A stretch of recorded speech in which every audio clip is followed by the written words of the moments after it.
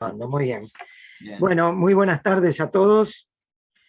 Estamos recibiendo hoy en la segunda charla que dentro del ciclo que estamos haciendo en la Asociación Latinoamericana de Diseño de Uruguay sobre el tema del diseño gráfico. Vieron que este año preferimos incorporar una cierta temática que una distintos enfoques sobre un mismo tema, a veces bastante separados, bastante diferenciados.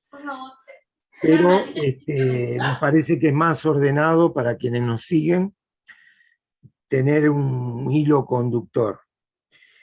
En este caso, el ámbito del cual vamos a tratar es sobre la ilustración. Y para ello contamos con la colaboración, que ya agradecemos infinitamente, de dos destacados ilustradores del medio, como son Álvaro Mengual y Nino Fernández. Nos van a presentar su trabajo de ilustración, van a compartir en alguna medida, no todos los secretos, por supuesto, sus procesos creativos, y también supongo que luego hablaremos un poco sobre los conceptos que respaldan todo el proceso, ¿no? Desde el arranque de una idea hasta su finalización o el encuentro con el público y demás. Voy brevemente a pasar a leer unos datos de cada uno de los dos disertantes para luego ya dejarlos a ellos, como hacemos habitualmente. La idea es que ellos sean los que se explayen y no yo, ¿no? Álvaro Mengual estudió en el Instituto de Bellas Artes San Francisco de Asís. Cursó en el taller de dibujo y pintura dirigido por Clever Lara y el taller de escultura dirigido por Freddy Fox. Mirá, Freddy Fox, no habíamos hablado de él. A partir del año 86 comienza su actividad en el campo de la ilustración, editando sus trabajos en los semanarios Alternativa, Z, Sobre Todo y en el diario El Día. Desde 1998 se desempeña como docente en la Facultad de Comunicación y Diseño de la Universidad Horta. Y Nino Fernández nace en 1970 en Caracas, Venezuela. Es un pionero de la migración venezolana al Uruguay. Es licenciado en Artes Plásticas de la UDELAR. Es ilustrador, pintor, caricaturista y docente universitario de diseño gráfico. En 2001 y 2003, entre 2001 y 2003, vivió en Nueva York, donde estudió con el maestro Julio Alpuy, y al regreso estudió con Anel Hernández. Ambos reconocidos discípulos de Joaquín Torres García. Paralelamente trabaja como ilustrador independiente para varios medios como El País Cultural, y por 10 años lo hizo para El Observador. Bueno, los escuchamos. Álvaro, tú primero. Bueno, 20 minutos, ¿no? Bien. Los que necesiten. Bueno, no. Vamos a tratar de ser breves. A ver, ¿qué pasó? ¿Se fue todo el mundo? No, ahora vino. Bien. Yo quisiera comenzar diciendo que me siento un poco como un intruso acá, porque si bien yo trabajé como ilustrador, ya no lo hago.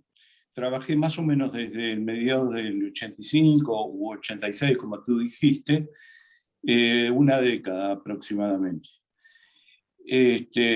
Me formé en una escuela de arte, no de ilustración, y al comenzar a trabajar en prensa, se me planteó una gran duda de si yo podía realmente ilustrar o hacer caricaturas o historietas, en fin.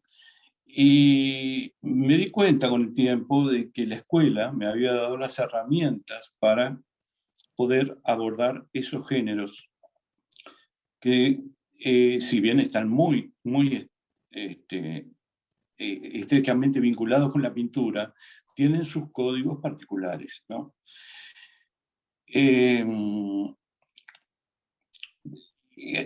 Después yo tuve la desgracia de dedicarme a la docencia, y como tú dijiste, yo trabajé desde el año 98 en la OR y tuve la bendición divina de hace 2 semanas renunciar a tan noble instituto.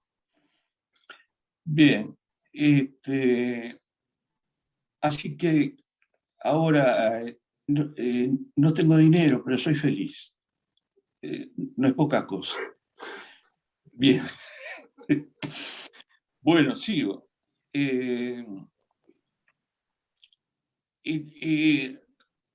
Mi trabajo en la actualidad está vinculado con la ilustración. Yo me dedico fundamentalmente al dibujo y trabajo dentro de las llamadas artes plásticas o artes visuales, si se quiere ser un poco más contemporáneo. Pero el trabajo que realizo está muy inspirado en la ilustración y en otras artes llamadas menores o, en su definición más benévola, artes populares. Me refiero a la caricatura, a la ilustración, a la historieta, al dibujo animado. Me falta algo. En fin, esto lo aprendí en mi actividad como ilustrador, en los medios de prensa que tú nombraste recién.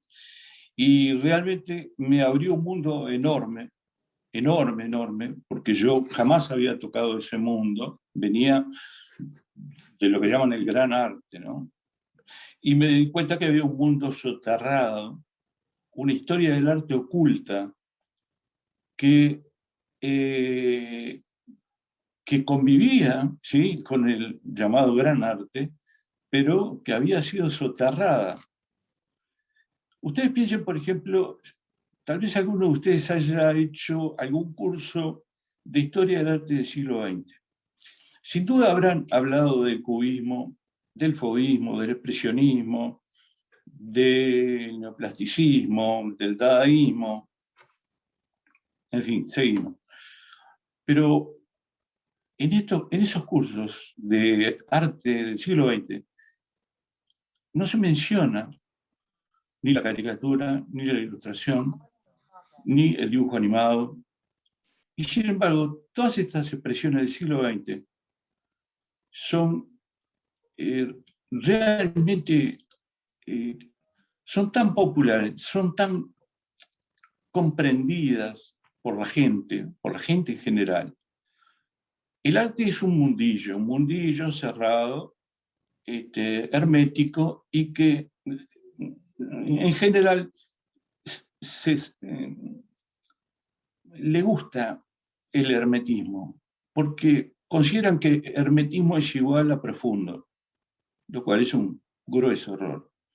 Sin embargo, las artes populares han seguido y todos nosotros hemos empezado, yo qué sé yo, por lo menos conocí antes al Pato Donald que a la Capilla Sistina pintada por Miguel Ángel, ¿no?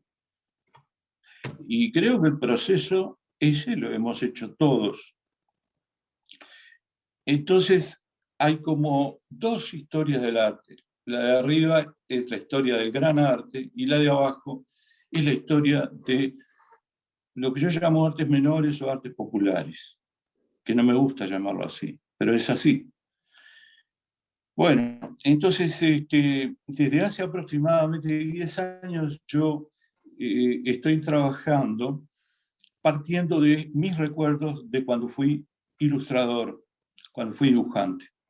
En ese periodo yo hice ilustraciones, historietas, caricatura, hasta un dibujo animado hice. Y lo recuerdo como un periodo muy feliz, muy, muy lindo. Y hace aproximadamente 10 años largué al diablo la solemnidad del arte. El arte me tiene harto por su solemnidad. Y volví a esos orígenes. Entonces lo que estoy intentando hacer con las imágenes que hago es no negar lo que aprendí de joven respecto al llamado arte, sino incorporar estas otras vertientes llamadas menores o populares. Básicamente es eso lo que hago y les voy a pasar a mostrar algunas imágenes entonces. Tú, por favor, Andrés, me corregís el tiempo. Yo voy a tratar de ser lo más rápido posible. Voy a compartir pantalla. Y no te preocupes por eso. Perfecto. Si hay alguna alarma, yo la prendo, si no, seguimos. Ok.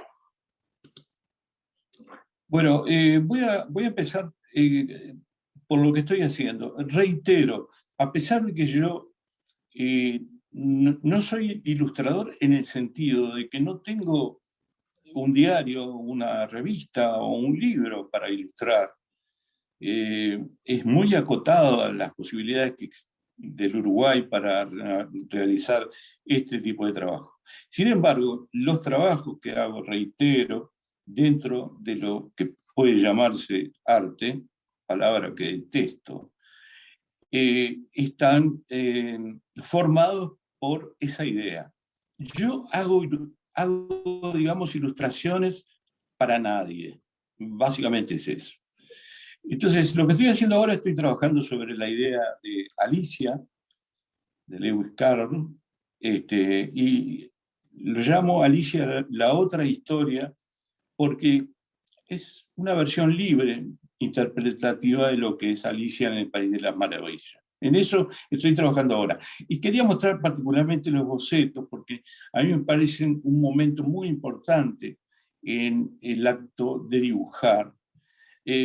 Tanto si somos ilustradores, dibujantes, pintores, diseñadores, arquitectos, en fin, porque el boceto es como el germen de la idea, es la primera instancia en donde nos acercamos a una idea que tenemos de forma nebulosa en nuestro cerebro. Por lo tanto, el boceto me interesa mucho. Y me divierte mucho bocetar. A veces boceto hasta en exceso, sin necesidad de tener que hacerlo, porque me divierte mucho. Aquí hay un boceto para el personaje de Alicia, que traté de alterar las proporciones. Eso es una cosa que me gusta mucho, alterar las proporciones. Me resulta muy simpático el jopito, por ejemplo, que tiene Alicia. Aquí hay otro boceto. Este boceto, esto es lo verdaderamente atractivo del boceto, que no hay que borrar. En el boceto no se borra, se dibuja arriba, y se dibuja arriba, y se dibuja arriba. Y ahí empiezan a aparecer cosas que nosotros ni siquiera habíamos pensado. Insisto, esto no es solamente para un dibujante, puede ser para un diseñador gráfico, diseñador de moda, diseñador industrial. Algunos bocetos, como es el caso este, son más limpios. Esta es la madre de Sáez, de Carlos Federico Sáez, de la cual voy a hablar dentro de un ratito. Aquí hay otros personajes. Como yo les dije, la historia de Alicia la estoy tomando con gran libertad y estoy colocando personajes que no hay en el cuento. Algunos sí están en el cuento, pero otros no. Estos dibujos son la sanguina, tal vez ustedes conozcan la sanguina, es una tiza roja, rojo de ladrillo, muy grata para dibujar, muy linda, muy blanda. Ahí aparece otro boceto. El boceto debe carecer de detalles. El boceto debe abordar lo global, porque si uno se pone a hacer un boceto y empieza con los detalles, no es un boceto. Y pierde algo muy valioso, que es dibujar lo que uno no sabe que tiene. Uno descubre cosas en los bocetos que no había siquiera pensado.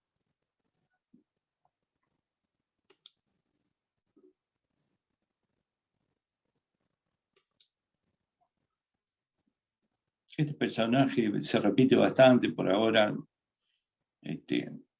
Es uno de los personajes definitivos. Recién empecé a trabajar este año en esto. Ha sido un año un poco complejo, pero alguna cosa he hecho.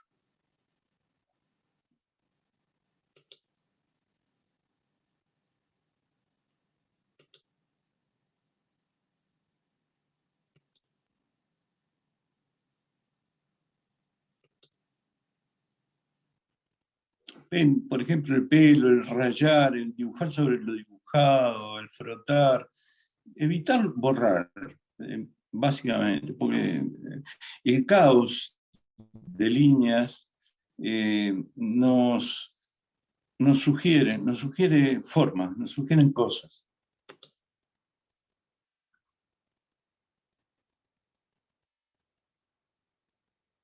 Esto es otro.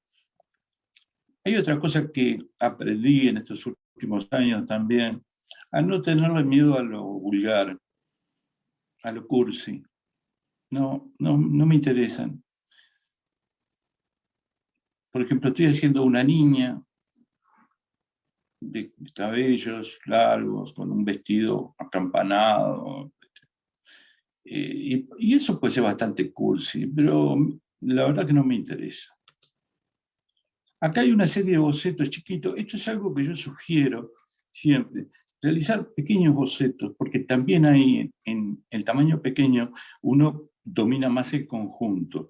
Y también se encuentran cosas que si uno trabajara en una hoja muy grande, desaparecerían. Así que para mí esto es muy fecundo, el de dividir una hoja en varios cuadrados o rectángulos y dibujar lo general, lo esencial.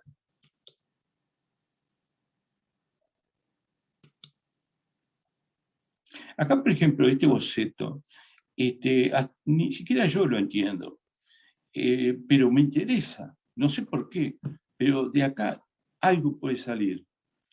Hay una palmera ahí, sí, es lo más identificable, pero después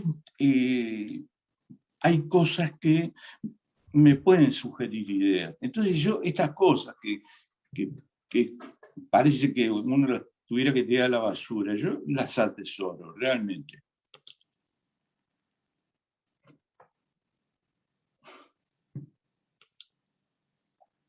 Este otro boceto también me interesa mucho.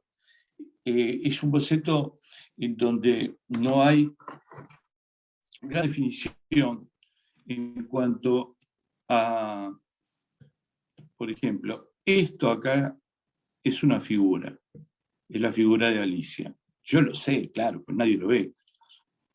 Después, acá hay una arboleda, y me di cuenta que en la arboleda, acá, aparecía una cara en este sector.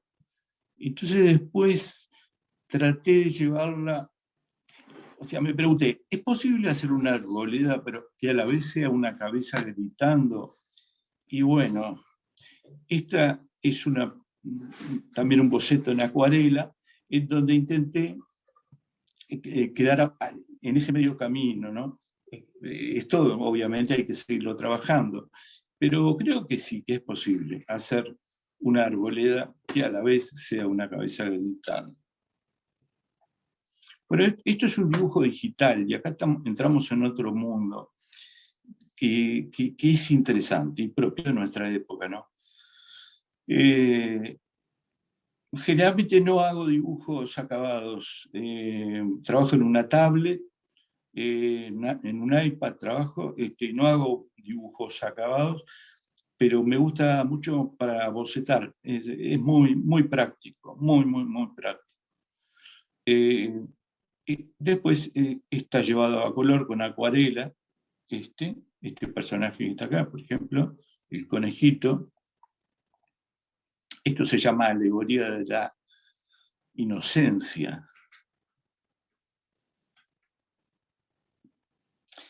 Como verán, tiene mucho de humor, ¿no? Eso es otra cosa que descubrí y que no me animaba a hacer.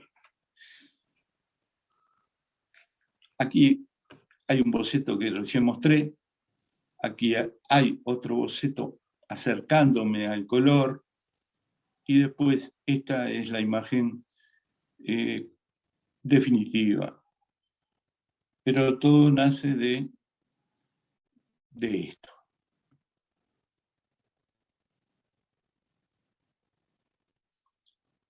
Después tengo otras acuarelas que estoy haciendo también, que se llaman Los errores del paraíso, y estoy intentando ver el entorno en el cual se puede mover Alicia, ¿no? Es como una especie de botánica aberrante, ¿no?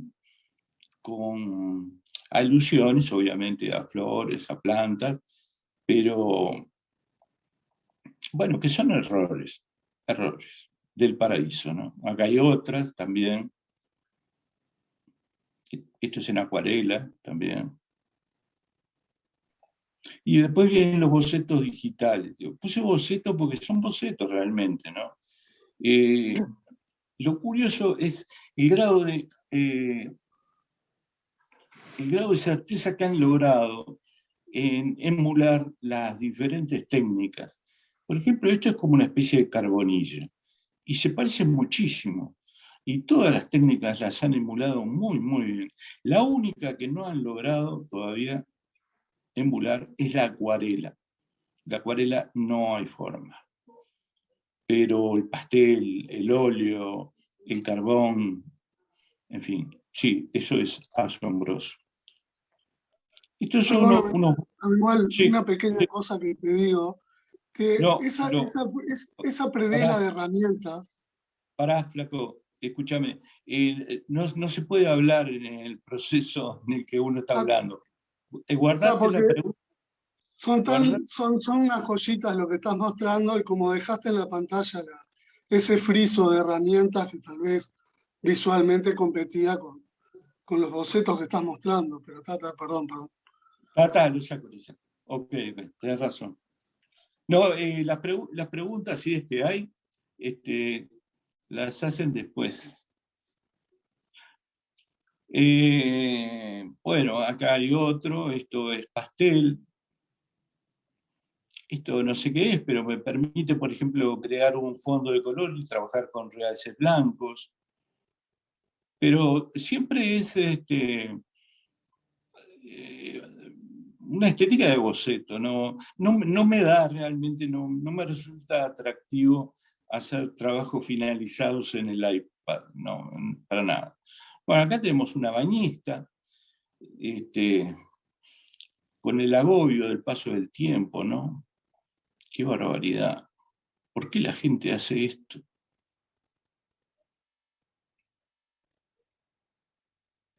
Acá es lo mismo, realces blancos. Esto es pastel también, lo que sería pastel. Acá hay un dibujo crudo y luego con color aplicado y con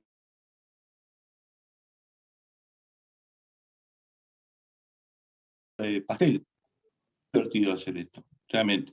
Y a veces sirve para algo. Esta es una empleada pública, creo que es bastante elocuente la imagen. Creo que se parece. Esta mujer me secuestró en el correo una mañana, me tuvo de un lado para otro haciendo trámites, y salí con tal ira que dije, lo menos que puedo hacer es dibujarla. Y la dibujé, y es una empleada pública. Bueno, esto es pastel también. Este también es un dibujo con realces blancos. Bien. Y después les quería mostrar una exposición que hice el año pasado en la Galería de Diana Sarabia, en noviembre de 2020, que se llamó El dibujo al alcance de todos. Muchos de ustedes conocerán este título porque es el título de un libro de Andrew Loomis, un ilustrador norteamericano que fue muy importante, no solamente como ilustrador en la primera mitad del siglo XX, sino también como escritor de varios libros para la enseñanza del dibujo. Yo tengo un gran cariño por Loomis y me han criticado mucho desde las esferas de la intelectualidad, diciéndome que era una cosa que no, que era una porquería, básicamente que era una porquería.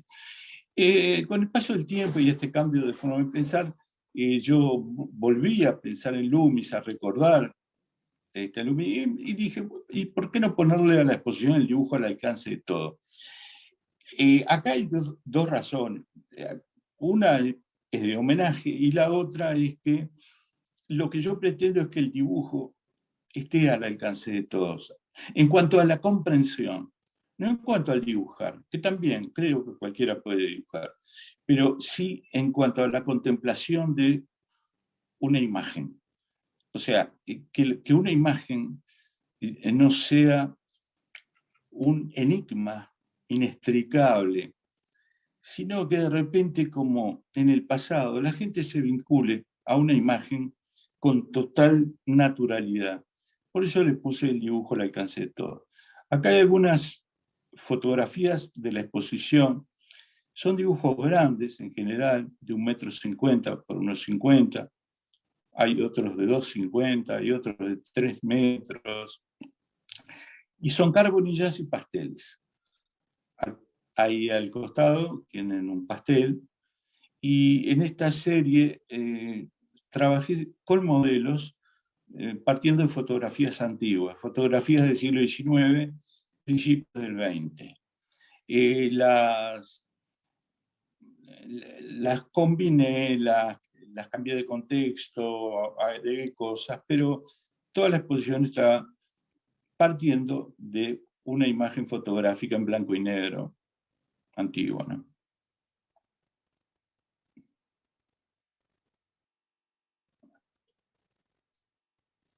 Este es un díptico, está compuesto por dos paneles que se unen y hacen una imagen única. Felisberto Hernández, acá el anterior también, Felisberto Hernández. Y estas historias se van dando de forma no voluntaria. O sea, me interesa un modelo, lo empiezo a dibujar, dibujo otra cosa al lado, dibujo otra, e involuntariamente se va formando una historia o una situación, ¿no? Esto es un pastel, se llama El Año del Gallo. Esto es una carbonilla. Esto remite a un cuadro de un pintor norteamericano llamado Andrew Wyatt, que pintó un cuadro llamado El Mundo de Cristina, un pintor que yo admiro muchísimo. Y este cuadro es prácticamente como un ícono del arte de Estados Unidos. Bueno, acá hay otro. El rapto de Europa, se llama este. Obviamente hay humor, también hay drama. Yo creo que lo que hago es tragicómico. Es un trabajo tragicómico. Este personaje es un fenómeno de circo. Se llamaba Flip de Yucatán.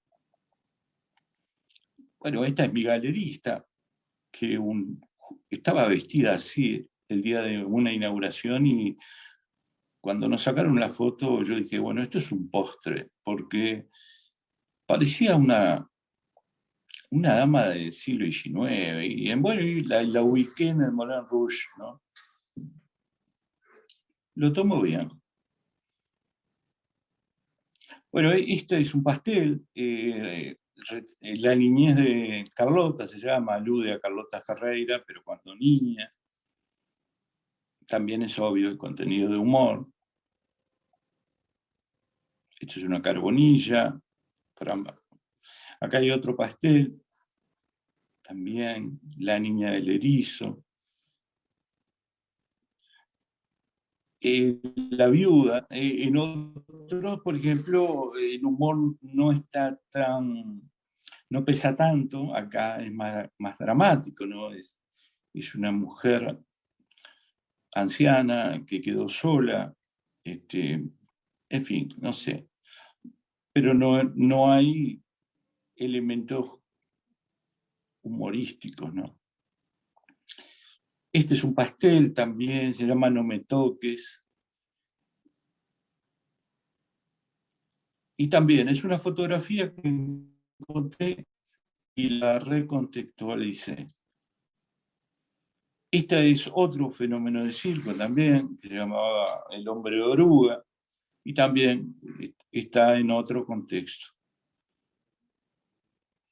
Estos son Los muertos. Es un cuadro grande que hice con la fusión, con la unión de varias fotografías. Armé esta monstruosa familia. Y esta se llama Malicia. También la saqué de una foto antigua, también está en otro contexto.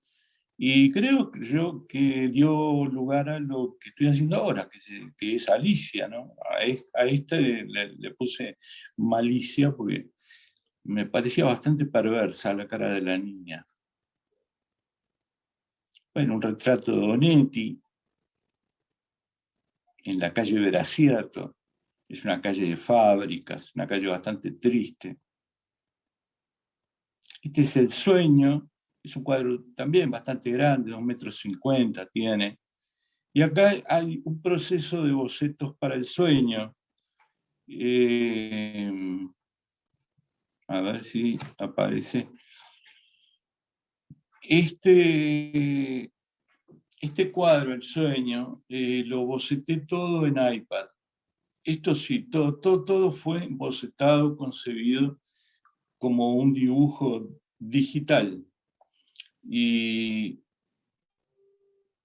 hay una cosa que es muy graciosa del programa este programa se llama Procreate, muchos de ustedes lo deben conocer, y va grabando a medida que uno dibuja.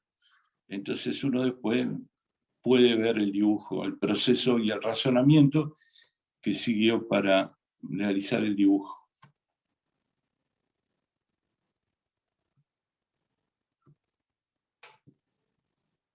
Esta es la casa que se ve en ese dibujo al fondo.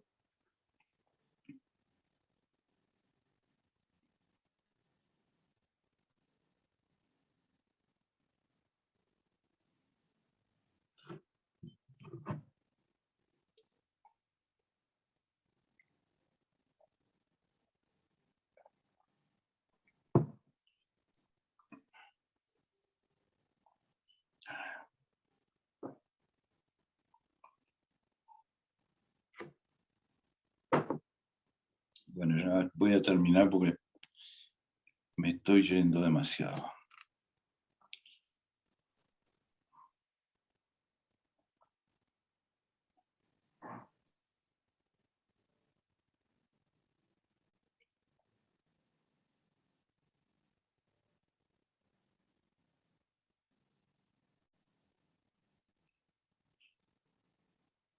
Bien, este lo voy a saltar, también es otro personaje de El sueño.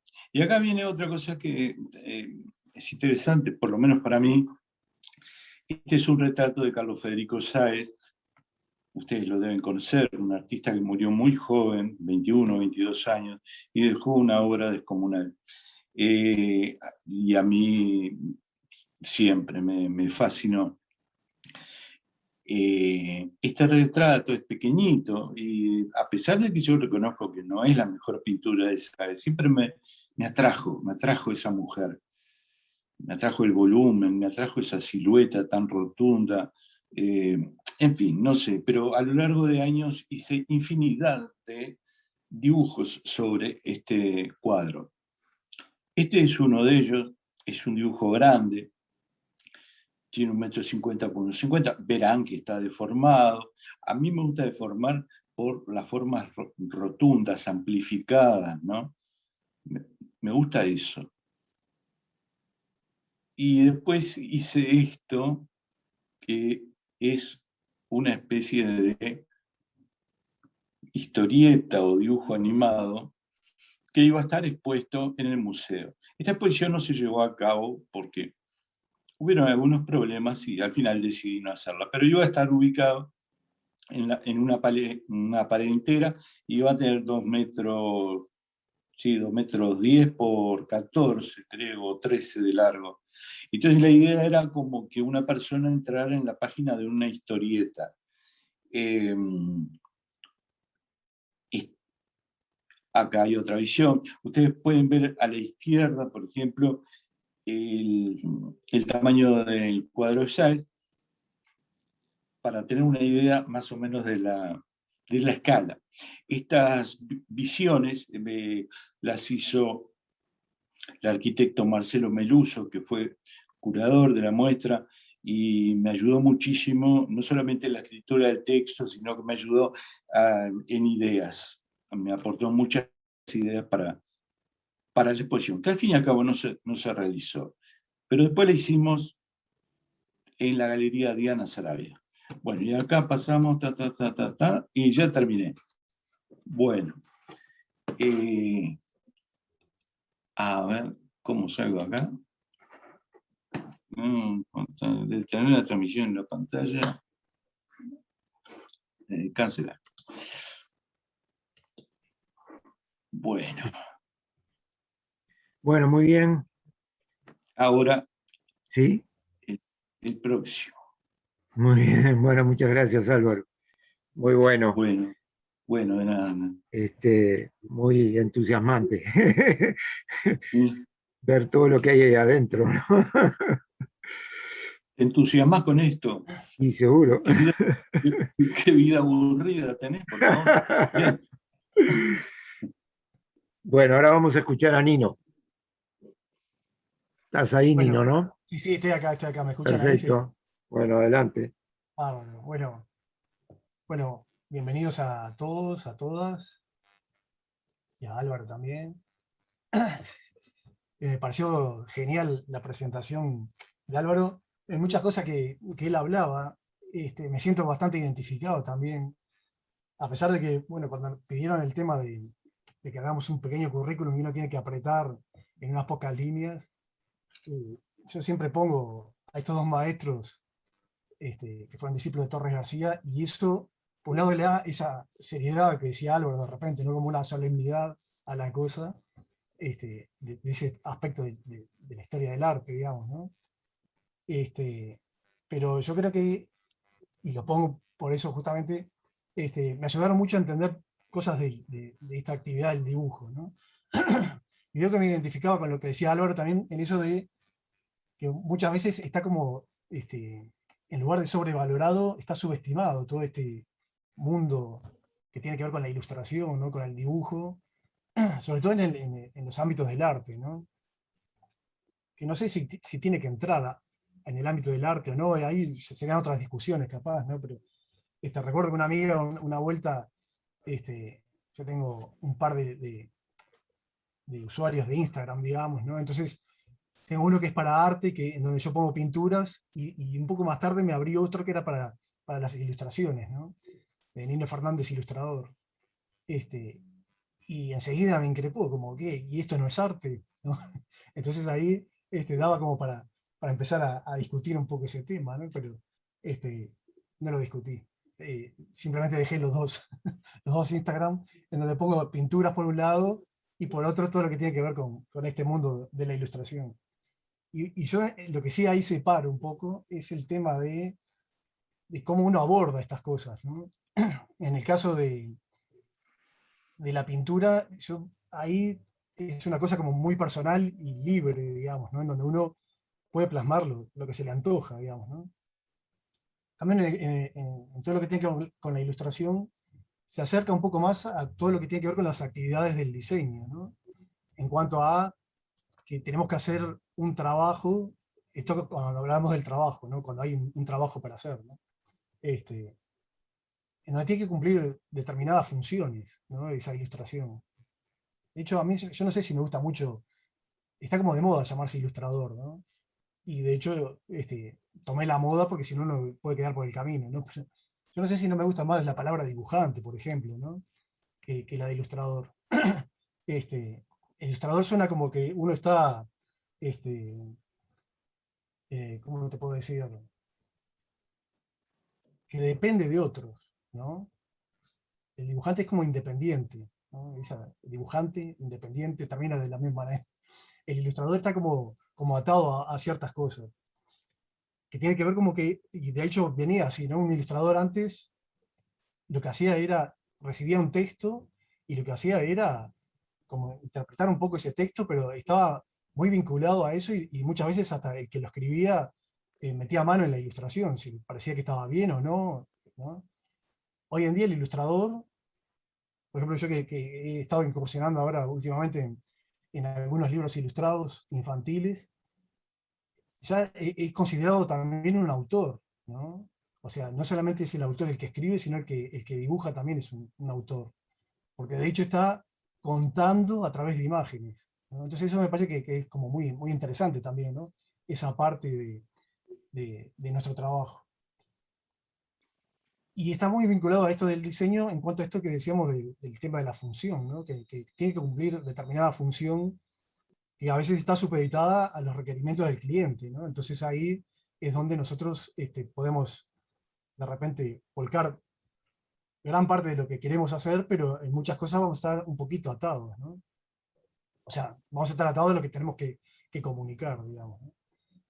Entonces, bueno, yo acá, usted también, cualquier cosa me para, me corta la charla, este, porque lo tengo como en carpetas y voy a compartir y volver a descompartir y volver a compartir diferentes trabajos, este, que me interesa, supongo que puede ser de interés para la mayoría, capaz que no, pero el tema de cómo encaré algunos trabajos desde un principio, o sea, desde esto que también hablaba Álvaro, por ejemplo, no los bocetos, hasta la realización final. Y en algunos casos también voy a mostrar, por ejemplo, lo que dice un portafolio, ¿no? Que es algo bastante común que te pidan hoy en día cuando uno, por ejemplo, en el caso de la ilustración, tiene que presentarse para ver si lo toman o no en ese trabajo. Uno a veces tiene que competir con otros ilustradores, ¿no? Entonces tiene que mandar un portafolio mostrando cuáles son más o menos las habilidades, ¿no? Voy a compartir ahora ahí. Vamos a ver si, por ejemplo, acá. Voy a empezar mostrando un trabajo que hice el año pasado para la Dirección Nacional de Cultura del MEC, que tenía que ver con 3 centenarios, que ya dieron que hablar en su momento porque era el centenario de Benedetti y se iba a hacer para el Día del Patrimonio unos eventos y bueno, ahí al final parece que no iba a ser Benedetti, no sé qué, entonces surgieron ya ahí una serie de problemas políticos ajenos a uno, digamos, ¿no?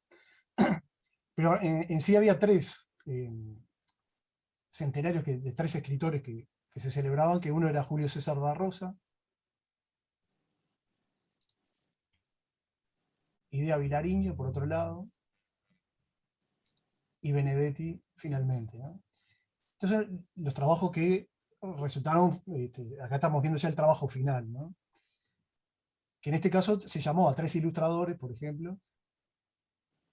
A estos 3 ilustradores justamente se les pidió el tema de mandar un portafolio y unos presupuestos, obviamente, ¿no? Ahí, bueno, resultó que en este caso salí seleccionado con este trabajo, digamos, ¿no? Y me llamó la atención el haber sido seleccionado, justamente porque el tema que yo planteé era a través de la caricatura, ¿no? En otros casos, yo creo que fue a través del retrato, más bien, ¿no? Una cosa como más seria, entre comillas. Me llamó la atención que hubiesen elegido la caricatura como, como elemento después para poner, digamos, ¿no? Este es un fotomontaje que yo hice de donde iban a estar. Eran 3 paneles que están, esto es en la calle San José, ¿no? De la Dirección de Cultura. Los 3 paneles tienen unos 3 metros de alto, más o menos, 3,10 creo que es. Y este es un fotomontaje que yo hice más o menos para mostrar cómo sería, ¿no? De hecho, ellos querían tomar algunas cosas que tuviesen algo de humor, sobre todo por el lado de Benedetti, que tenía un sentido del humor bastante particular. Y como habíamos caído en esto de la pandemia, me pidieron que les pusiera estos, podemos llamarle bozales, ¿no? A los autores. Esto solamente se usó después en las redes, ¿no? Estuvo una muy pequeña participación, digamos, ¿no? Y finalmente quedó de esta manera, ¿no? O sea, los 3 paneles se le agregó esta parte de acá, en la parte de diseño gráfico, la hicieron ahí en la propia Dirección de Cultura. Yo sí había hecho una propuesta, ahora lo podemos ver acá, con el tema de los nombres ahí arriba. Y así quedaron expuestos en el ministerio. Ahí aparece mi figura. Esta la puse simplemente para ver la relación de tamaño, ¿no? Porque a veces se puede perder, ¿no? Eran como bastante grandes, ¿no? Tienen como 3 metros de alto, como decíamos ahí. Y bueno, me pareció bastante particular. De hecho, después se hizo, en homenaje a Idea Vilariño, un sello, por ejemplo. Y yo vi la transmisión en vivo del sello, de cuando iban a descubrir el sello, y el sello estaba tapado con una tela, como se suele hacer, y de repente sacan la tela, y bueno, había una autoridad, digamos, de ahí, del Ministerio de Cultura, que respiró aliviada cuando vio que no pusieron la caricatura, ¿no? O sea, que habían puesto una foto de Idea Vilariño, e incluso hizo algún comentario acerca de esto, que menos mal que no habían puesto la caricatura, porque con lo coqueta que era ella, qué suerte que habían puesto la fotografía, ¿no? Yo me sentía ahí bastante ninguneado, pero no, no yo como autor de las caricaturas, sino por la caricatura de vuelta, ¿no? El tema de eso de la infravaloración de este género, ¿no? Como que la foto en ese caso era mejor representante, digamos, para un sello que lo que podía ser la caricatura, ¿no? Me voy a dejar de compartir aquí para mostrar, por ejemplo, en este caso, bueno, después que fui seleccionado, digamos, hubo reuniones, ¿no? Como con cualquier otro cliente, acerca de cómo íbamos a realizar la cosa, ¿no? Voy a mostrar aquí, por ejemplo, lo que fue el portafolio que yo envié. Yo realmente armo un PDF y esto generalmente lo comparto con los estudiantes también, ¿no? Yo en la presentación quedó ahí soslayado, digamos, que doy clases universitarias, en este caso en la Universidad de la Empresa. Y a veces hablamos esto, ¿no? Del tema de los portafolios y eso, que generalmente uno se habla como de el portafolio, ¿no? Como que fuese una cosa única, porque yo me voy a armar mi portafolio y es eso, y es inamovible. Y no, yo lo que les digo siempre es que eso va a depender del cliente y de lo que vamos a tener que armar para ese cliente, ¿no? O sea que hay infinitos portafolios dependiendo a dónde va a estar dirigido, ¿no? Yo, por ejemplo, en este caso sabía que esto se iba a tratar de retratos, entre comillas, ¿no? En este caso, estos retratos que yo hice, digamos, son caricaturas, ¿no? Entonces mandé un portafolio mostrando diferentes estilos para ver si podía ir por algún lado de eso. Primero siempre hacemos una pequeña presentación, ¿no? Bastante cortita también ahí de nuestro currículum, medio cortito, como decíamos ahí. Y después puse acá algunas de estas caricaturas. Como en este caso yo sabía que eran escritores, puse bastante de justamente escritores que había yo retratado, ¿no? Perdón. Generalmente se pone también, por ejemplo, en este caso, qué técnica, ¿no? En este caso digital, en realidad es mezcla, pero para no poner ahí qué tipo de mezcla era, le puse digital porque básicamente es digital, ¿no? Pero en el fondo, por ejemplo, está trabajado con acrílicos y suelo hacer esto, digamos, ¿no? Casi nunca es totalmente digital y casi nunca es totalmente analógico, ¿no? Siempre utilizo mezcla. me gusta mucho el tema de las texturas, entonces uso bastante texturas que pueden estar, también al igual que Álvaro, estoy usando bastante el iPad. Vamos a tener que cobrar acá un porcentaje por la marca. Bueno, estamos diciendo la marca, estamos diciendo el modelo. Pero desde que lo tengo, la verdad que tanto para bocetar como para... En mi caso sí trabajo bastante para el trabajo final, digamos, pero siempre tomando cosas analógicas también, ¿no? Sobre todo texturas, ¿no? Hay muchas texturas que se logran también, son increíbles las texturas que se pueden lograr con los propios pinceles que trae este programa que se llama Procreate también, ¿no?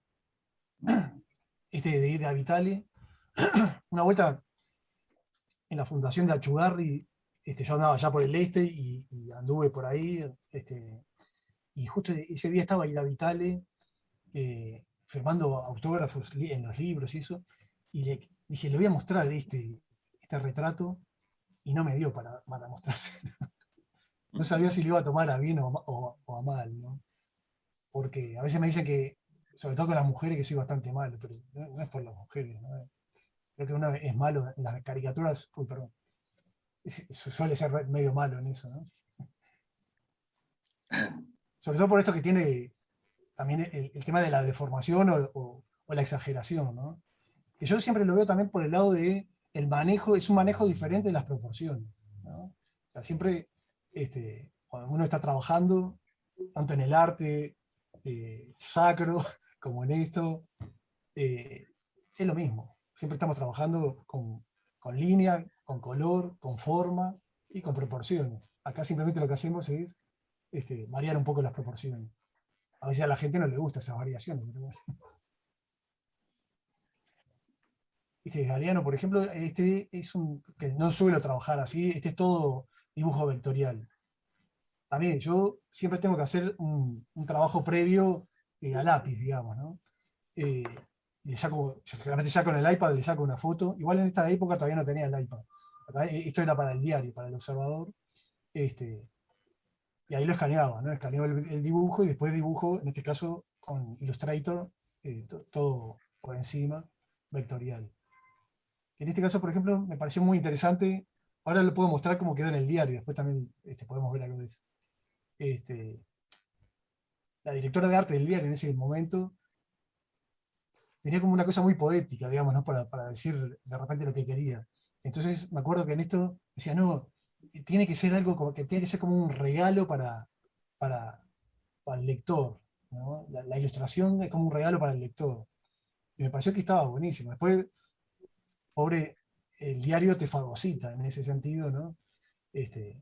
Porque me acuerdo, también a veces se hablaba de este tema para hacerlo para una tapa, y de repente surgió ahí alguien y diciendo una frase que me quedó grabada para siempre, 2x3, la repito, la recontra entendí la frase, y todo el mundo en el diario la entendió, y fue algo así como, la tapa tiene que ser para estúpidos, ¿no? Frente a, frente a esa poesía, vino esta otra poesía tan cruda, como que se tiene que entender de una y no hay que ponerle ningún doble sentido ni nada de eso, ¿no? Muy bueno. Y me quedó grabado porque lo recontra entendí, ¿no?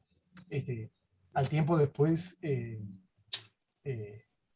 siguieron sacando tapas para estúpidos, ¿no? Por acá de Benedetti, que esta nunca me gustó mucho esta caricatura, pero bueno, era la que tenía de Benedetti. Me gusta mucho más la que terminé haciendo después. En este caso, por ejemplo, era mucho más grande. Esta era eso tenía que ver con los formatos, ¿no? Yo siempre, en el caso del diario, trabajando desde mi casa, en este caso, con lo cual era una gran ventaja, ¿no? Pero claro, me tenían que decir desde el diario cuáles eran las medidas, ¿no? A veces había formatos verticales, ultra verticales. Esta, por ejemplo, era súper vertical. Entonces tenía toda tiene como 8 veces más de lapiceras hacia abajo, ¿no? Yo lo que hice fue fotografiar lapiceras. Esto fue cuando falleció Benedetti, que la gente iba y le dejaba lapiceras, no sé si lo recuerdan eso. Entonces hice, con unas lapiceras le saqué unas fotos y después hice la repetición, todo en Photoshop. Entonces estas son fotos de mix reales, digamos, mezclada con el dibujo, ¿no? De Carlos Maggi. Ven acá, estos eran todas figuras de la literatura, ¿no? Saramago, Jonetti, Sor Juana. También tratando de mostrar como diferentes, porque uno nunca sabe por dónde puede ir el gusto del cliente. Sobre todo a mí me pasa esto, ¿no? Que a veces también se habla del estilo, por ejemplo. A mí no me gusta mucho hablar del estilo, porque a veces se encasilla uno que el estilo es que alguien haga, por ejemplo, yo dibujo blanco y negro puro, ¿no? Por ejemplo, y con rotuladores. Entonces, claro, si hago todos los dibujos de esa manera, capaz que logro un estilo, pero creo que no se trata de eso, sino de las voces que uno puede tener manejando diferentes técnicas, digamos, ¿no? En este caso es lápiz graso. Por ejemplo, ahí tiene un tipo de rayado y a veces otro día otro tipo de rayado. Por ejemplo, acá es un poco diferente al rayado que tenemos por ahí. Más circular, por ejemplo, que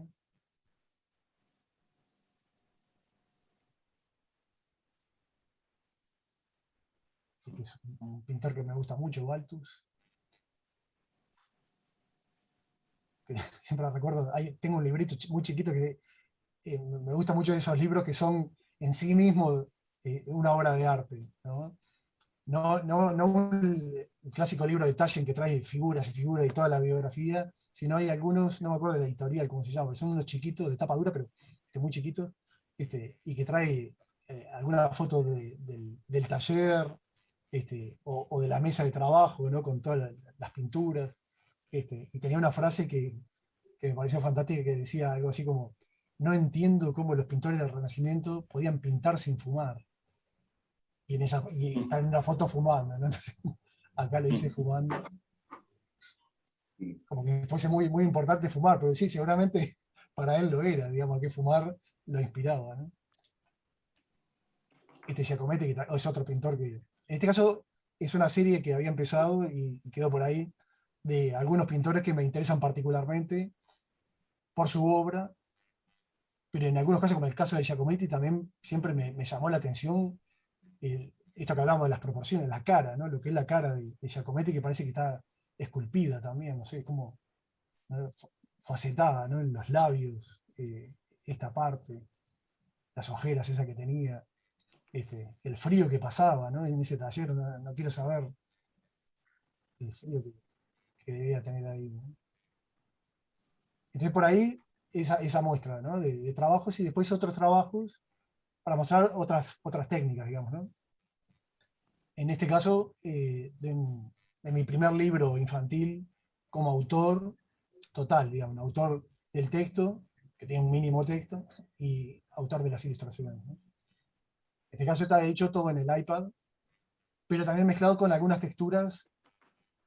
No sé si se pueden ver ahí atrás, por ejemplo, ahí se ven unos rayados, unas cosas, de algún cuadro que yo tenía en ese momento, eh, recién empezado, ¿no? Una tela en donde espatuleo un poco con pintura, para que no esté en blanco total, ¿no? Empiezo a tirar unos espatulazos, y con el propio iPad ya le saqué unas fotitos y las tengo ahí como en un banco de imágenes de texturas, ¿no? Entonces las pongo de fondo y las mezclo con las texturas, esta textura bien del programa, digamos, ¿no? Pero ahí están mezcladas, ¿no? Unas y otras. En este caso también me interesa mucho, y por eso acá asocio, si uno ve esto, nunca diría, o sea, capaz que no le ve ninguna conexión con las enseñanzas del taller Torres García, por ejemplo, ¿no? Pero yo le veo como una cantidad de cosas que tienen que ver con el dibujo, de cómo se construye un dibujo, digamos, con la línea. O sea, a mí trato de no hacer nunca un círculo perfecto, cosa que antes sí. O sea, yo tuve una etapa en donde pasé por eso de tratar de hacer el círculo perfecto, ¿no? Toda esa cosa, que no voy a mostrar nada de eso. Esa era un poco la época que trabajé un poco en el País Cultural, por ejemplo, ¿no? También influenciado por el surrealismo y eso. Y después me interesó, en realidad siempre lo llevé medio adentro, y por eso hizo de las voces, ¿no? La cosa un poco más plana, ¿no? De llevar las cosas a una falsa perspectiva, como tenemos acá, ¿no? Y la cosa más plana, en donde los brazos, estoy insinuando que se van para atrás, pero no sabemos si están para atrás o si en qué plano están, digamos, ¿no? Es como una cosa media ambigua. Después le pongo alguna sombrita que puede generar alguna idea tridimensional, pero me parece que por ahí yo le encuentro algunas conexiones, ¿no? Esta es una doble página. La otra también era una doble página, solamente que no la dividía en dos, ¿no? En este caso sí, mucho del libro está hecho de esta manera, ¿no? Exactamente en el medio, y que se note esto. Acá dejé el blanco para el texto, ¿no? Ese texto. A ver si... Pasa que cuando hago esto después se me arma un problema al compartirlo. Ahí se ve un poco la textura de la tela y los espatulazos, ¿no? ¿Se sigue compartiendo ahí? Sí. Sí, sí, sí. Cuando hago eso a veces se me pierde la luz. Todas estas son dobles páginas, ¿no? Que también me parece que esto entra también en esto de cómo uno encara las composiciones. Por ejemplo, a mí me gusta mucho situaciones como de primeros planos, ¿no? Esas cosas que son como más, como uno puede apreciar la figura en un tamaño más grande. No, trato de no hacerle, si bien tiene sus pequeños detalles, digamos, trato de no hacerle demasiados detalles, ¿no? A no ser cuando pasa esto, ¿no? En donde es otro tipo de toma, ¿sí? Y ahí tenemos algún detalle más chiquito también, ¿no? Acá también, ¿no? Siempre el espacio que estoy dejando ahí está pensado para que venga el texto después, ¿no?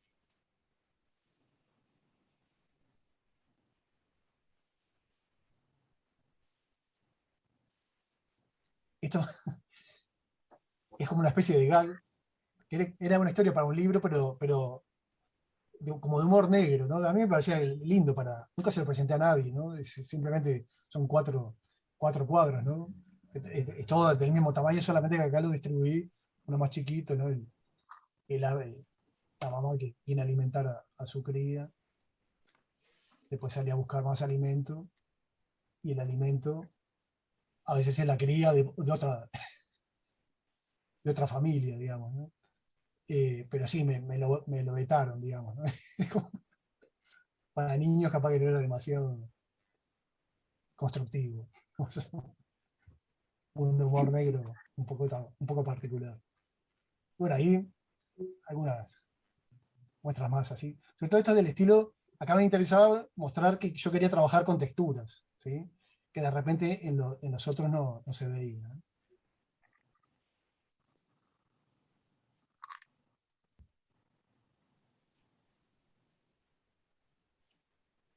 Quizás es un poco, o fue un poco largo el portafolio. A veces con menos elementos puede darse la idea ya de lo que uno quiere mostrar o de lo que va a hacer, ¿no? Pero es difícil también decir, bueno, corto acá, ¿no?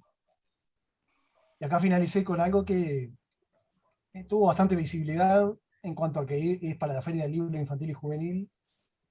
Es un concurso que se llama todos los años. Hasta este año, digamos,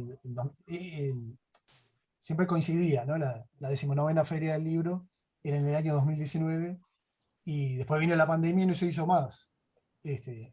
Supongo que el año que viene se hará. Este año se va a hacer la Feria Internacional del Libro, por suerte parece que se va a hacer, ¿no? Y bueno, esta fue la gráfica que mandé al concurso y salió ganadora, digamos, ¿no? Entonces, la realidad se manda un afiche. Esta es una de las tantas variantes que tuvo después, ¿no? Y bueno, ahí terminaba.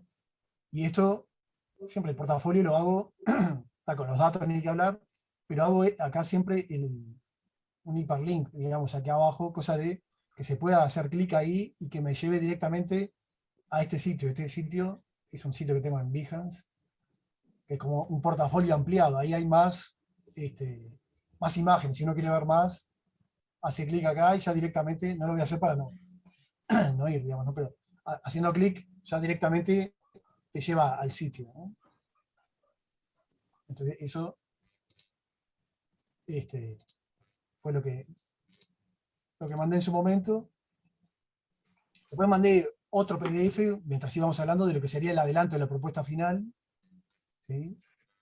Que por ejemplo también es un PDF.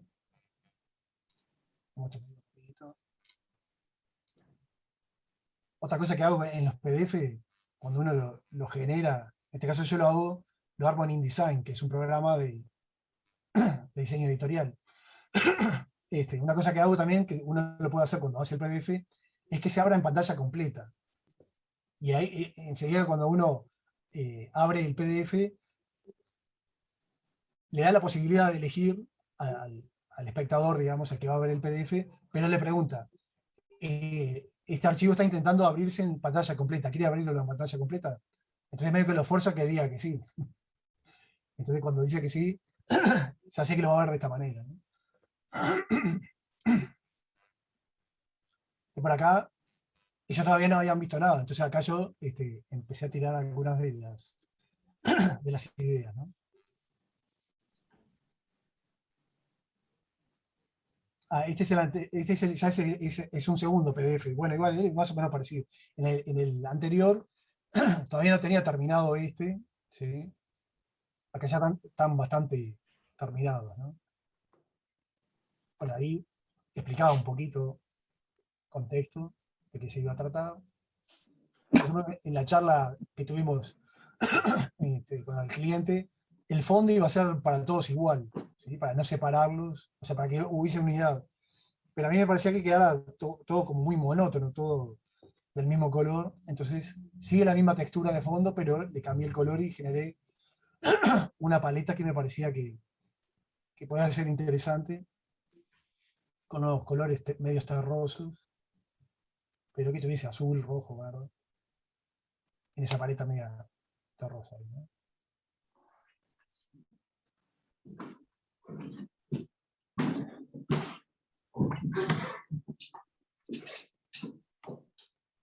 Les voy a mostrar el otro, es rapidito, pero esa es la propuesta final.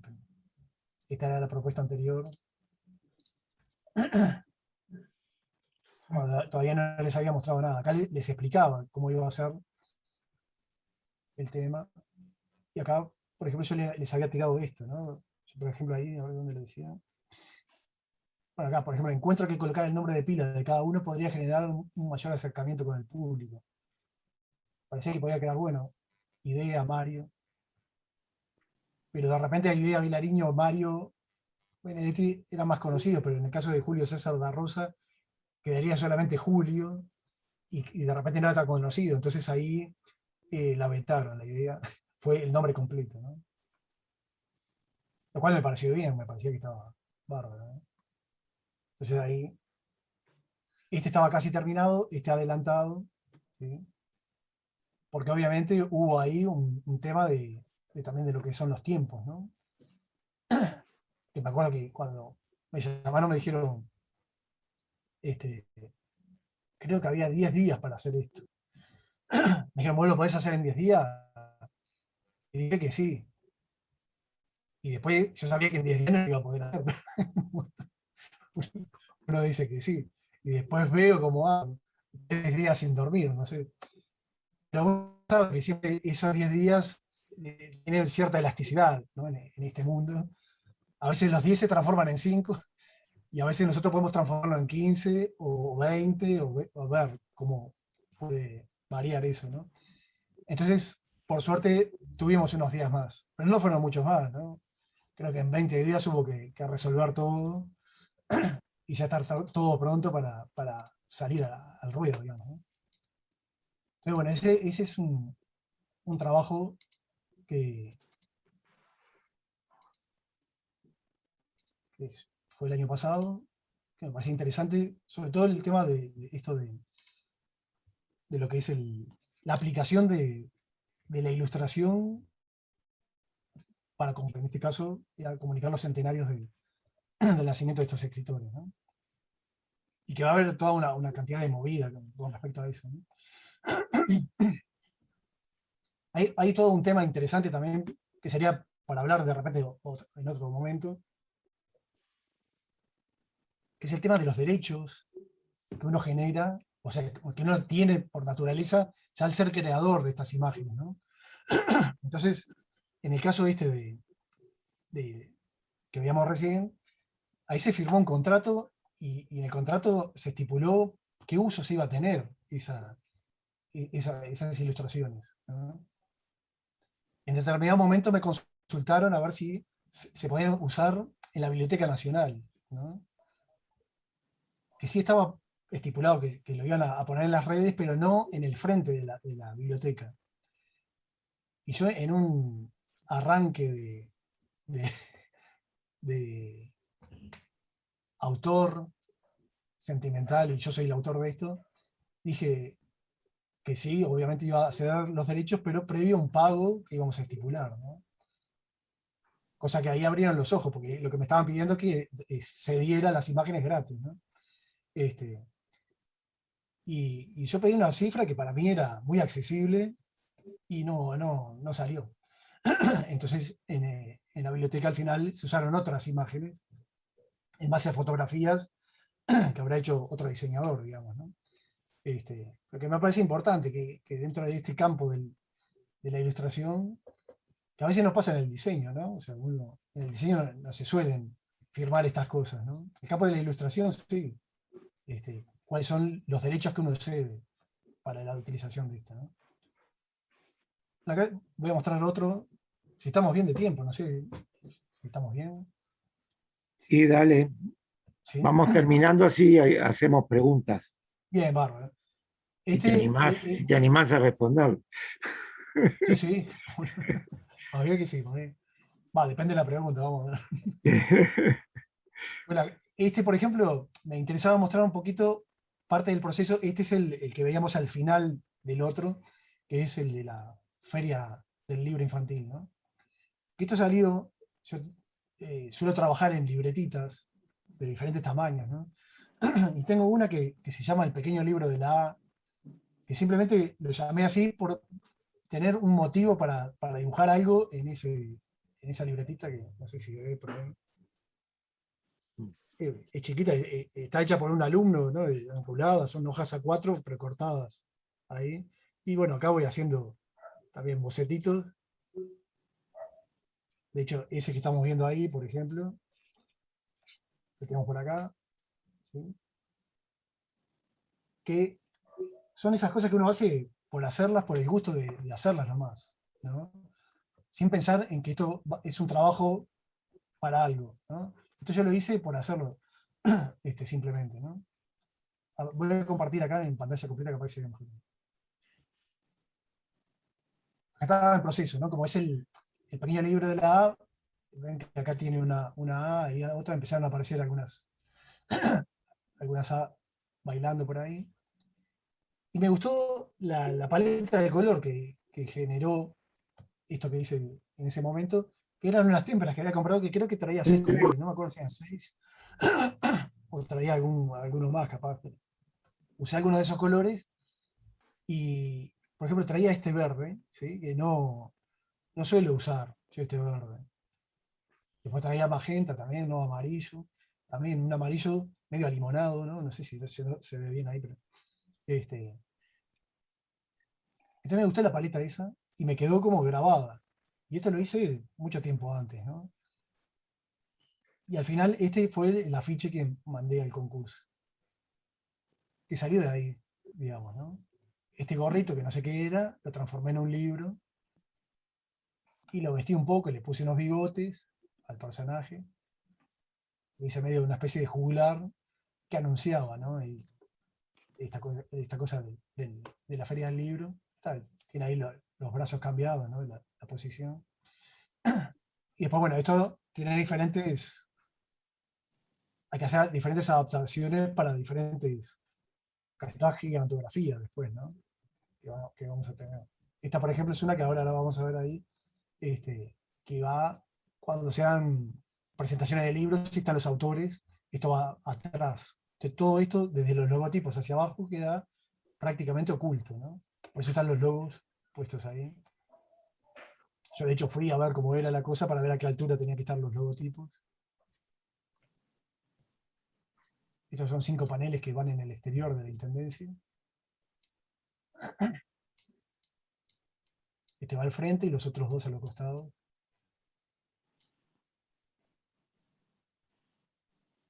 Este es un roll-up de 2 metros más o menos. Estos son unos banners que están divididos así en 5 y después van colgados arriba. Y yo le calculé más o menos la distancia que iban a tener para que se viera después como una unidad, digamos, ¿no? Al final los colgaron un poquito más pegados y quedó medio raro. Este es otro supervisado, que es este de aquí.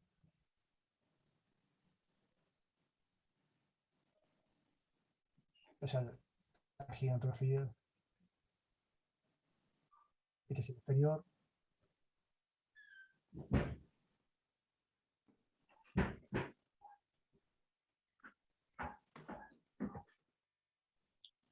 También todo esto está trabajado en el iPad.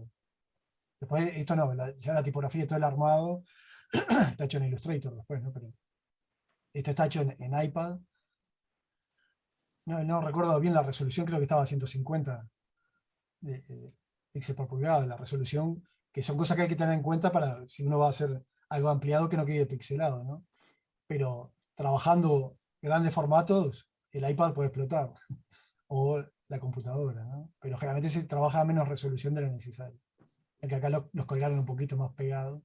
De hecho, este quedó pegando con esta cartelería acá, y quedó medio enrollado. Es un trabajo que me gustó mucho hacer y quedó bastante, ahí está el roll-up. Ven ahí el tema de los logotipos, para que se vieran a la altura donde los puse. Igual después las personas se sientan acá, no se ven mucho, pero bueno. Por lo menos no quedaron allá abajo invisibles, ¿no? Y ahí la vista general hacia el público.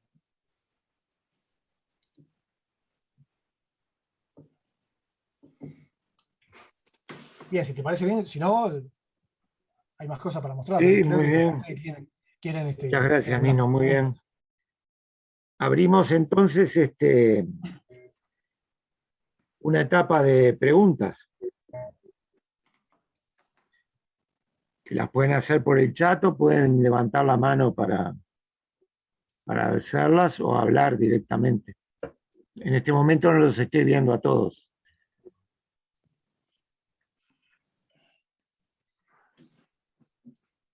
En el chat ahí.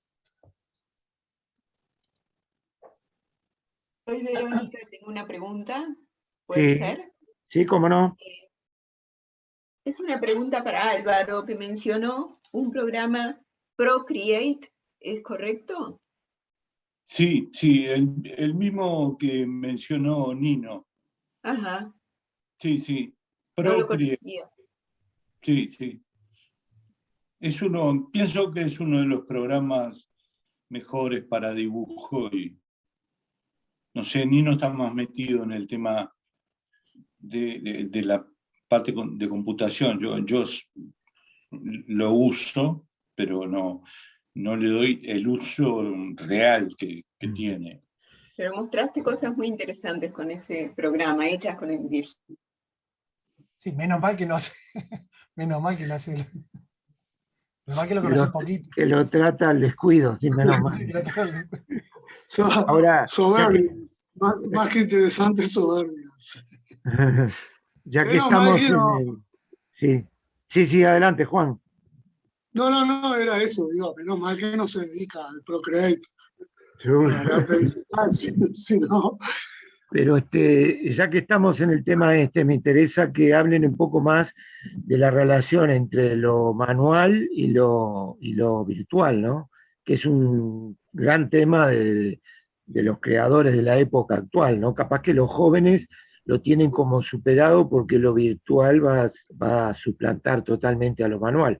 Los que venimos de una época en que todo era manual, indudablemente mezclamos más, y me parece En principio a mí me parece mucho más rico, por lo menos los estudiantes los incentivamos a que exploren los dos mundos, los hagan convivir, los hagan pelearse y elijan dentro de ahí. Pero hay una cierta visión popular, digamos, de que el mundo virtual va a suplantar al mundo analógico. ¿Qué opinan de eso? Sí, yo particularmente siempre incentivo, nunca lo logramos del todo, pero a que, a que usen el papel y el lápiz, ¿no? Por lo menos para mí, yo no estoy inventando nada acá porque lo han dicho muchos diseñadores, artistas, que dibujar es una forma de pensar, ¿no? Y para mí hay una conexión, para mí, es un hecho, que hay una conexión entre la mano y el cerebro, ¿no? Pero quiere decir que para mí hay una conexión ahí como desde afectiva a, a intelectual, digamos, ¿no? Y es la forma, por lo menos encuentro yo, más directa de esas ideas que uno puede tener en la cabeza, plasmarlas de forma visual. Por lo menos a mí me pasa que me cuesta mucho imaginar, ¿no? La palabra imaginar, que es el hacer imágenes en la cabeza, ¿no? Hay gente que de repente, no sé, capaz que Álvaro, vos tenés una capacidad, me imagino yo, capaz que no, ¿no? Vos decime después, de imaginarte lo que vas a plasmar después. O sea, de poder verlo primero en tu mente y después plasmarlo. A mí eso me cuesta enormemente. Tengo que ir directamente a hacer cosas y voy resolviendo lo que voy viendo, la información que tengo visual, y empiezo a ordenar con esas cosas que voy haciendo, yo diría casi 100% visuales, ¿no? No tengo la capacidad como de imaginarme algo y poder hacerlo tal cual. De hecho, si puedo imaginar algo, lo que hago finalmente no tiene absolutamente nada que ver. Nunca. Por eso he ya cortado esos cables, digamos, ¿no? O sea, no lo uso más, ese cablerío, para tratar de llevar una imagen que tengo en la cabeza a algo en el papel, que salga directamente de la mano al papel, ¿no? Entonces, bueno, eso me parece que trato de incentivarlo. Y después lo aplico, ¿no? Y siempre estoy mezclando las dos cosas. No puedo hacer algo 100% virtual, porque por lo menos eso que hablamos hoy, el tema del boceto, tengo que hacerlo a lápiz y papel, ¿no? Si hago algún boceto. A veces ni siquiera hago boceto, pero cuando hago bocetos es lápiz y papel, y tengo ahí algunos bocetos que a veces hasta me da vergüenza mostrarlos, ¿no? Pero es lo que es, justamente, ¿no? Para ver eso, y después uno lo va depurando, y, Mm.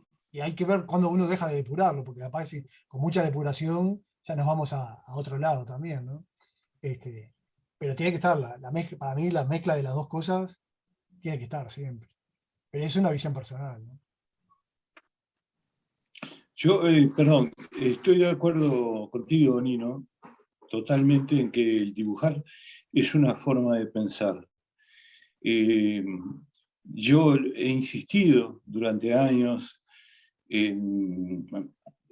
a los diseñadores gráficos, yo daba clase de dibujo, que no se quedaran en un pensamiento contemplativo mirando el blanco del papel, que tiraran líneas, realizaban rayas, porque eso vuelve al cerebro y el cerebro hace otra cosa encima y otra vez vuelve y así sucesivamente.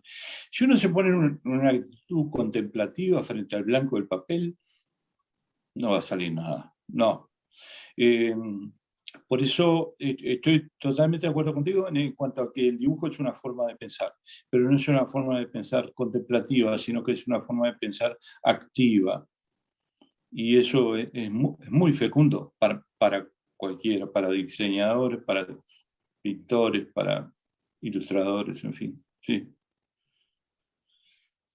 Yo soy un gran defensor del boceto, y ya lo he dicho, lo disfruto mucho, me divierte mucho bocetar. Salen cosas que de repente no están en la cabeza, o sea, por puro azar. Sí, el azar es fundamental, es bárbaro.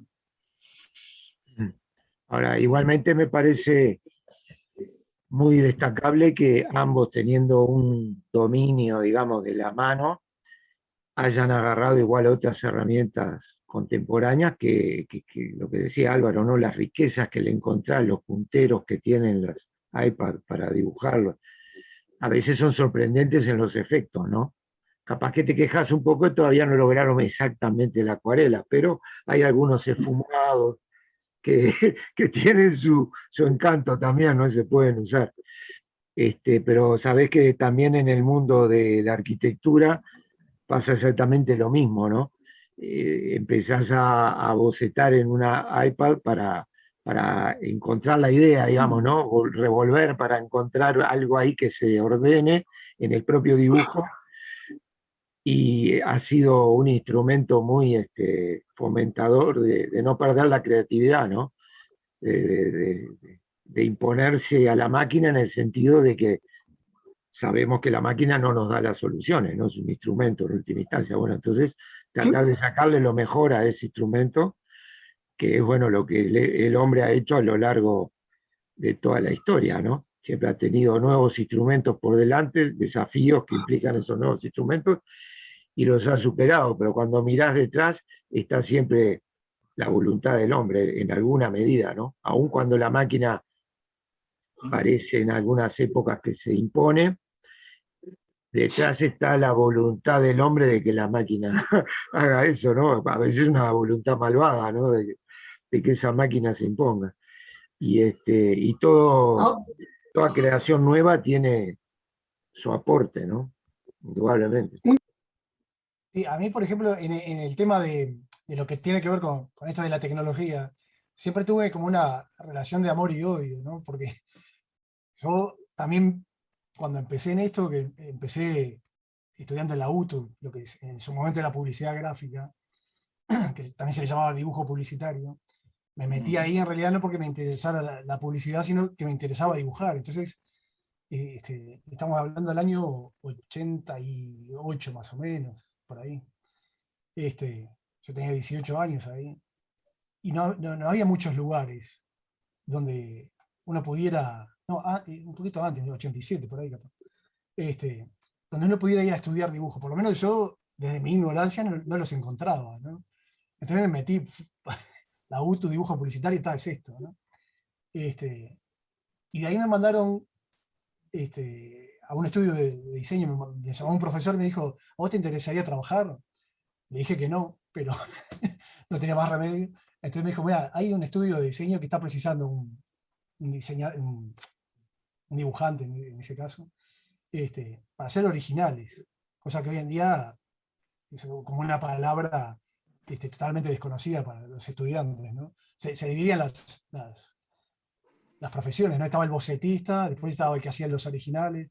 Entonces yo, como en esa época era muy prolijo, parecía que servía para eso, y fui a trabajar ahí. Y entre los planes que yo tenía, un plan de vida que me había trazado era no trabajar nunca más de 5 años en ningún lado, ¿no? Cosa que después nunca cumplí, porque después he trabajado más de 5 años. Pero en ese momento, cuando me llegaron los 5 años, me empezó a picar eso de que tengo que renunciar. Y la patada final fue justamente cuando en este estudio de diseño compraron la primera Mac. O sea, trabajamos de forma manual y compraron una Macintosh. Y antes de eso me habían dicho, ¿no? Que el que era mi jefe me dice, ¿sabés que fui a un lado y en una computadora vos podés elegir, en la pantalla capaz que queda justito, un color acá, otro color acá, y haces el degradado, te hace el degradado. Y nosotros lo hacíamos con aerógrafo, ¿no? Era toda una cosa. Y yo quedé como impresionado mal, como, ¿y qué voy a hacer con el aerógrafo? Y renuncié. Eso me dio el puntapié para renunciar porque no pude digerirlo. Al poco tiempo estaba comprando una computadora. Por eso digo que es una cosa de amor y odio. O sea, no iba a poder yo contra el mundo, ¿no? Entonces me tuve que ir adaptando. Y por suerte me fui adaptando bastante bien, ¿no? Porque me parece que hay herramientas, claro, cuando uno veía Corel 3 y podías hacer un círculo, un cuadrado, y tenías 3 tipografías, decía, qué dureza que tiene esto, pero en poco tiempo fue avanzando de tal manera, como decía Álvaro, hay pinceles que los imitan tal cual ahora, ¿no? Es una cosa totalmente increíble eso, ¿no? Sí. Y bueno, Bueno, ahí Lautaro, adaptarse. perdón, disculpa Nino, pensé que habías No, no, terminado.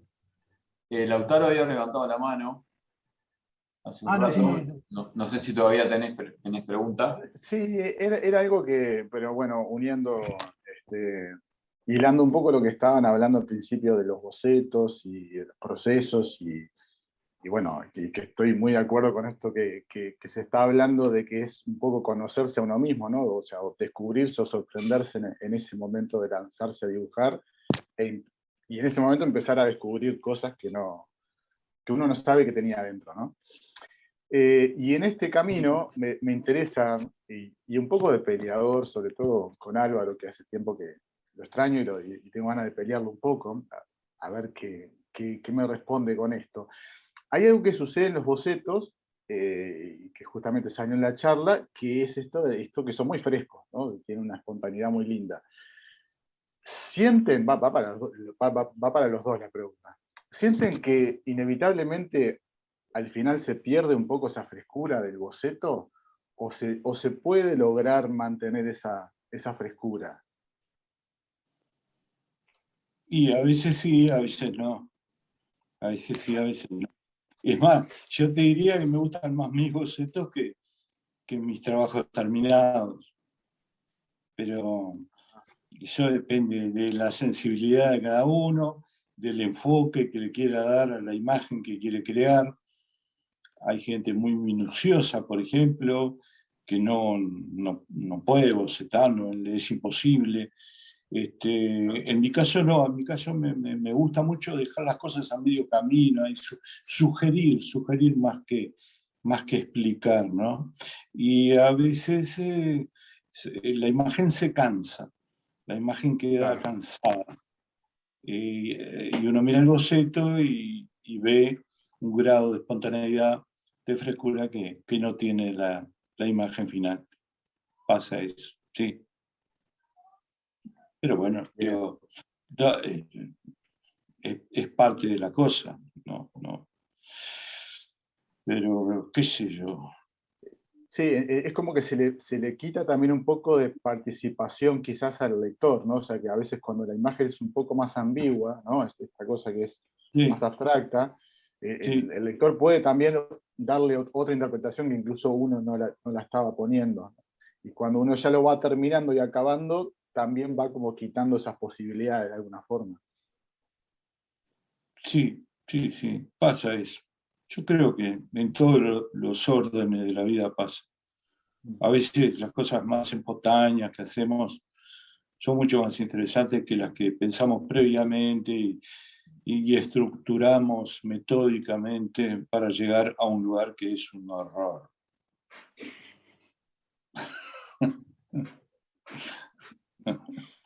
Sí, sí. Nino, Por ejemplo, yo en el caso de los bocetos, son el horror los bocetos. Entonces, claro, no, eso que vos decís preguntabas de la espontaneidad, digamos. Eso yo a veces lo logro, o creo que lo logro, pero no cuando hago un boceto, sino cuando trato de hacer algo que va a ser final, pero sin boceto, ¿no? O sea que voy directo a hacerlo sin un boceto, digamos, ¿no? Entonces, pero si yo tengo un boceto, el boceto es simplemente para empezar a entender algunas cosas, ¿no? No tiene frescura. O sea, mis bocetos son una cosa espantosa, porque son como palitos, como unas líneas, ¿no? Unas cosas, pero me ayudan a ver, ¿no? Por ejemplo, estoy recordando ahora una ilustración, una que hice para un libro de Linau, y que tenía que ver con los derechos de los niños, ¿no? Entonces había uno que era el derecho a la alimentación, lo tengo por ahí, ¿no? Pero es muy, muy triste para ver el boceto. En el primer boceto, en mi época se le llamaba RAF, no sé si ahora se sigue usando la palabra, ¿no? Un RAF a lápiz, ¿no? Te decíamos, no, hacemos un RAF como para entender, ¿no? Y aparecía la madre con 3 hijos, ¿no? Ella trayendo la comida para 3 hijos, ¿no? Y cuando hice esa primera imagen, y esto es un poco lo que hablábamos hoy de que dibujar es pensar, me cuestioné todo. Dije, ¿por qué puse una madre con 3 hijos es una cosa totalmente machista, o sea, tengo que hacer algo para el INAU, ¿no? Entonces, son unas líneas horribles, ¿no? Pero me dio ya para pensar eso, ¿no? Entonces, en el segundo, obviamente venía de la historia, mi madre tuvo 3 hijos, entonces estábamos ahí, no tuvo niñas, parecían niñas, pero había algo de eso, digamos, ¿no? Entonces ya en el segundo, capaz que sería así, por ejemplo, ¿no? Pero ya pulí un poquito, pero en otra parte ya apareció el padre, y se fue uno de los niños, ¿no? Entonces, esos bocetos en realidad, para mí, lo que me sirven es para eso, ¿no? Pero no tienen ninguna frescura. Por eso digo, depende quizás de qué manera uno use los bocetos, ¿no? Cuando yo quiero hacer algo fresco, que tampoco muchas veces no queda fresco, ¿no? Pero es cuando vos te aproximás o haces algo de una, y si salió mal lo rompés, ¿no? Y vas y haces otro, y si quedó más o menos fresco, esa frescura que vos decís, uno capaz que con el tiempo sí empieza a, a sentirla o a descubrirla en uno mismo, ¿no? Cuando dice, esto me salió, no parece hecho por mí, entonces ahí quedó fresco, ¿no? Ahí, pero no es, ya te digo, no es con un boceto, sino cuando vos te tirás a hacer algo que va a ser final, pero sin un boceto previo, ¿no? Ahí a veces queda algo fresco, ¿no? Varios han mandado comentarios, felicitaciones, saludos. Anunciamos que también por chat que el video va a estar colgado en YouTube, igual que los anteriores charlas, por si alguien lo quiere ver o recomendar. Y bueno, y algunos comentarios, por suerte todos beneficiosos para nuestros disertantes. Algunos coinciden, otros no tanto, pero no importa, la actividad creativa siempre tiene eso, ¿no? Que hay un camino personal que uno va construyendo, y capaz que una de las pocas dimensiones válidas es el de la autenticidad de lo que va haciendo, ¿no? Cada uno tiene que encontrar justamente su camino, ¿no? No sé si alguien quiere hacer alguna pregunta más.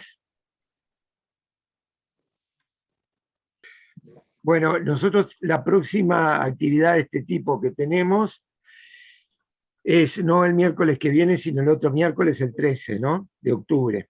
El miércoles 6 de octubre vamos a participar de una actividad que hace la Asociación de Interioristas Profesionales del Uruguay, que es sobre, si me acuerdo bien, sobre patrimonio e identidad. Vamos a invitar también a todos ustedes para que concurran a ese encuentro, que es de estas características. Y tenemos entre medio del 6 y del 13 una actividad el sábado 9 que auspiciamos como ALADI, como Asociación Latinoamericana, que es el encuentro que se hace tradicionalmente en Piriápolis, que se llama Piria Alive, que es una feria, digamos, un festival de turismo nacional, cultura e industria pyme, eco-friendly y accesible, y que este año se realiza justamente ese sábado 9 a partir de las 13 horas, entre 13 y 20 horas, en el Castillo de Piria, y que tiene la característica de haber ganado este año un premio internacional en Brasil a este tipo de eventos fomentadores del turismo. Los invitamos a que puedan participar. La entrada es un alimento no perecedero, porque se está vinculado a actividades de colaboración social que se dan allí en Piriápolis, ¿no? Les vamos a hacer llegar también la información concreta para que los que les interese puedan asistir. Bueno, ¿alguna otra consulta?